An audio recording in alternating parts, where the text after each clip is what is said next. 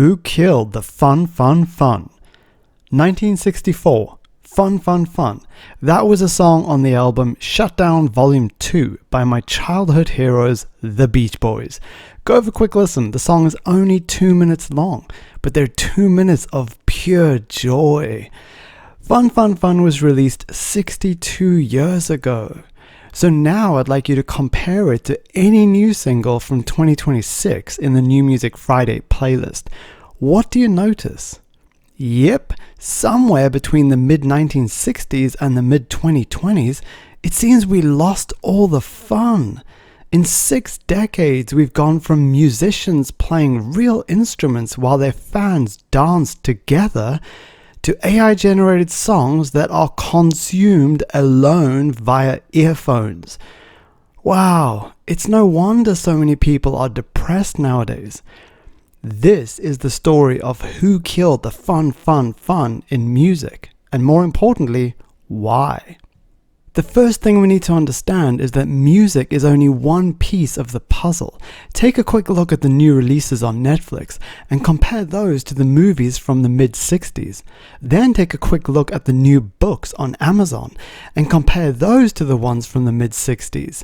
It won't take long to see the pattern. The majority of media being pumped out to the masses nowadays is designed to cause fear. Whether it's nonfiction books about climate change, fiction books about the end of the world, and to be honest, it's almost impossible to tell those two apart, or whether it's movies about pandemics, TV shows about serial killers, YouTube videos about alien invasions, or Substack essays on global financial collapse. It's obvious to anyone with eyes to see that the fun, fun, fun has been thoroughly replaced with fear, fear, fear. Welcome to the future. And yes, there have always been fear narratives in human civilizations. It's how emperors control the masses. But what's vastly different now is the ubiquity of media.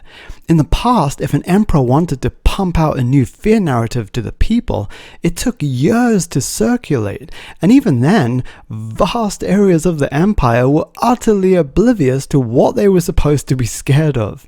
Nowadays, though, thanks to social media, when the emperor decides to circulate a new fear narrative, within hours it's implanted into the consciousness of the masses all around the world. If it's an extremely scary narrative, it can be global within minutes. These are the conditions we're living in today. Once again, it's hardly surprising that the majority of people are suffering from mental and physical health problems. So what's the solution? You guessed it. Fun, fun, fun. Sadly though, with the fear propaganda constantly attacking us from every angle, it's becoming extremely difficult to have fun. And for the record, when I say fun, I mean healthy enjoyment, not self-medicating. If you're also a highly sensitive person like me, then you'll feel everyone else's emotions as if they're your own. So even if you're staying offline and away from screens, you still absorb that fearful energy from other people. Therefore, the first step in this process is to snap ourselves out of the fear trance.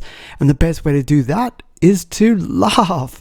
Whatever it takes to make you laugh, do it every day as a matter of utmost importance. For me, a short YouTube video of dogs eating peanut butter does the trick. Even just thinking about them makes me smile. And now that we've broken the spell of fear, the next step is to create something from this place of light-hearted energy. Being a music teacher, obviously I'd love it if you felt inspired to make music, but that doesn't matter.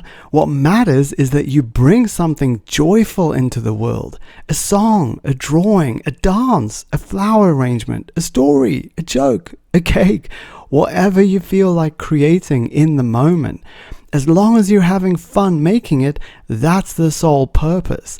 Enjoy every moment of the process. You're creating something that wasn't there before. It's magic. How cool is that? Then when you're done, share it. If you can, share it with someone in person. If not, that's okay, share it online. But if you do that, be prepared for some trolling, as the internet doesn't much appreciate cheerful things. This is how change happens though, because fun, like fear, is contagious. The more fun we share, the more positive the world becomes, including us. And the change will be exponential. We know that's true because it's exactly how fear was spread over the last few years. If you're still listening to this, you obviously care deeply about the world. We need you. We need your fun creations. So please make something lighthearted this week and share it with as many people as possible. And please share it here in the comments too, so we can all enjoy your positivity. On that note, if you need some help writing music, I've got you covered. From beginner to advanced, there's something for you over at hackmusictheory.com. If you're a beginner, start by reading my free book, 12 Music Theory Hacks to Learn Scales and Chords. It only takes about half an hour to read, then you'll have a solid foundation of the basics. Next, you can work your way through 30 free PDF tutorials. There's step-by-step musical recipes that you can follow to instantly make music in any genre. Electronic to hip-hop, classical to metal, and everything in between. It's all there. Enjoy. On top of the free book, 30 free PDFs, and over 220 free YouTube tutorials. I don't paywall any of these episodes either. I don't want to exclude anyone. But if you're enjoying all these free offerings and want me to make more, please support my work by becoming a paid subscriber. It's only about the cost of one coffee per month, but if enough people join, then I can pay the rent and keep doing this work. To sign up, please visit hackmusictheory.com/join. If you can't afford to at the moment though, no problem. You can give Hack Music Theory a 5-star rating in your podcast app. That supports my work too. Either way, thank you so much and welcome aboard the Songwriter's Ark, where all the music making skills are being preserved through this global AI flood. The flood shall pass, the skills will last.